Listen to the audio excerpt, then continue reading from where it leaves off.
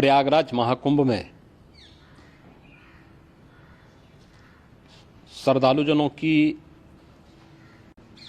भारी भीड़ है। लगभग 8 से 10 करोड़ श्रद्धालु इस समय प्रयागराज के अंदर मौजूद है। कल भी 5.5 करोड़ श्रद्धालुजनों ने महाकुंभ का स्नान किया था। ये जो भारी दबाव श्रद्धालुजनों के कारण और श्रद्धालुओं के संगम नोच पर जाने के कारण वहां पर एक बना हुआ है, लेकिन पूरा प्रशासन मौके पे वहां मौजूद है। रात्रि को 1 से 2 बजे के बीच में अखाड़ा मार्ग पर, जहां पे अखाड़ों के अमृत स्नान के दृश्य से बैरिकेड्स भी किए गए थे, तो बैरिकेड्स को फांद करके आने में कुछ श्रद्धालु गंभीर रूप से घायल हुए हैं। उन्हें तत्काल हॉस्पिटल में पहुंचा करके उपचार आदि की व्यवस्था उनके लिए की गई है। उनमें से कुछ श्रद्धालु गंभीर रूप से घायल हैं।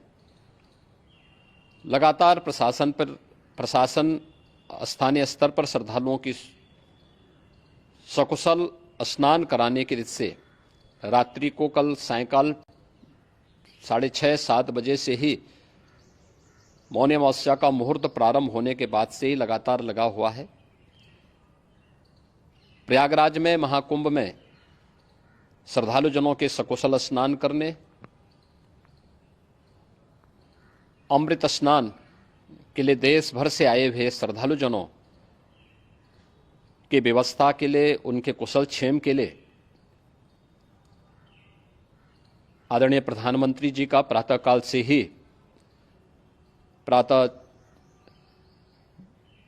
से ही उनके लगभग 4 बार प्रधानमंत्री जी ने हालचाल लिया है। माननीय गृह मंत्री जी ने, माननीय राष्ट्रीय अध्यक्ष भारतीय जनता पार्टी श्री जेपी नड्डा जी ने,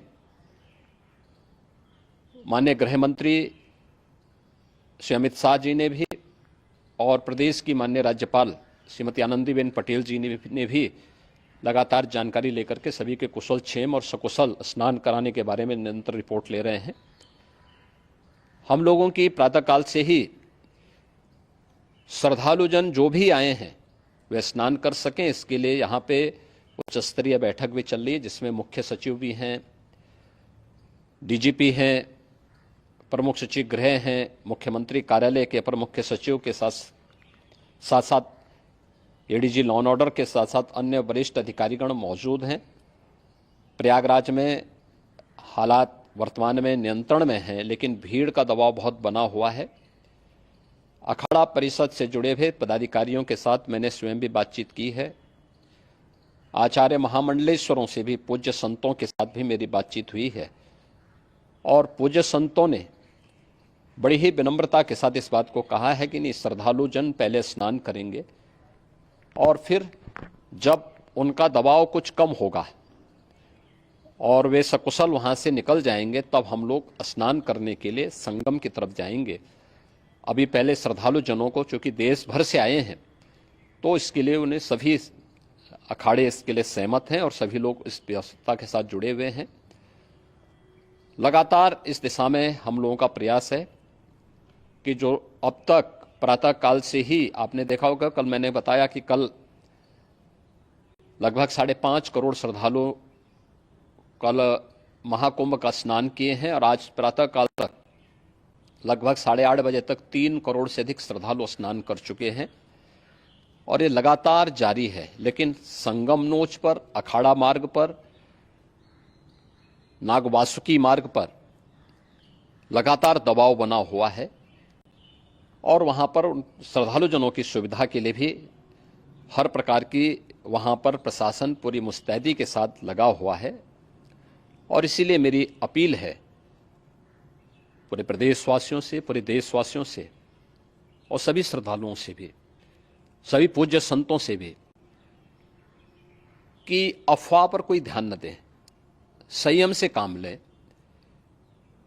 ये सब आयोजन सभी लोगों का है। प्रशासन उनकी सेवा के लिए पूरी तत्परता के साथ लगा हुआ है। केंद्र और राज्य सरकार पूरी मजबूती के साथ वहां पर हर प्रकार का सहयोग करने के लिए तत्पर है। लेकिन कोई किसी अफवाह पे ध्यान न दे। कोई भी व्यक्ति नकारात्मक अफवाह फैलाने का प्रयास करेगा, उस प्रकार से नुकसान हो सकता है। और जहां पर हैं आप, लगभग 15 से 20 किलोमीटर के दायरे में अस्थायी घाट बनाए गए हैं, उसमें कहीं भी वे स्नान कर सकते हैं। आवश्यक नहीं कि संगम नोच की तरफ ही आएं, क्योंकि भीड़ देखते हुए, खासतौर पर जो बुजुर्ग हैं, बच्चे हैं, श्वास के रोगी हैं, उनको लंबी दूरी तय नहीं करनी चाहिए और जहां पर हैं वहीं पर आराम से पहले स्थिर होकर के कार्य करें, वहां पर रह करके।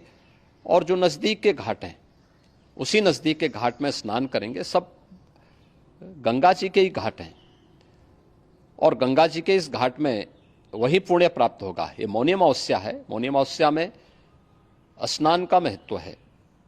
संगम में स्नान का दबाव बहुत ज़्यादा है, इसलिए सभी लोग अगर वहाँ पे इसमें अपना सहयोग करेंगे तो सकुशल हम सभी श्रद्धालु जनों को वहाँ पर स्नान करने में सफल होंगे। और फिर इसके उपरांत अमृत स्नान के लिए पूज्य संतों से भी, अखाड़ों से भी हम लोग अनुरोध करेंगे।